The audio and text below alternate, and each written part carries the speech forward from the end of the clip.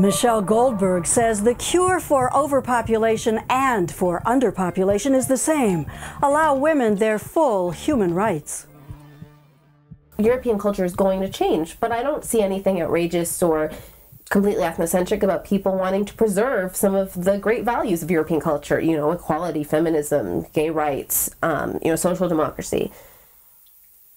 But what we see, and what I think is so interesting, is that the right has been obsessed with population decline for a long time in Europe, and they're constantly using it to say that, you know, feminism is precipitating the death of Western civilization.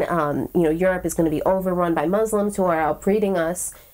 But what we see is that after a certain level of development, there is an inverse correlation, or there's a direct correlation between patriarchy and rapid population decline. You know, in countries like where there is where a certain level of development and kind of modernization has been reached, but that haven't had similar evolutions in kind of gender roles and social dynamics, you know, in countries like Poland, Japan, Italy, Spain, you know, it's not a coincidence that a lot of these are Catholic countries where women want to combine work and family, but the infrastructure and the social attitudes and the government policies to support that don't exist.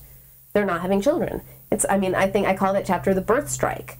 In countries that do make generous allowances for working women, you know, France, Sweden, Denmark, Norway, birth rates are actually totally sustainable. And so again, what we see is that if you're really worried about overpopulation, and if you're worried about underpopulation, women's rights are the answer. And the deeper message, I think, is that when you give women kind of control over their own fertility, they will make the right decisions. You know, things will stabilize.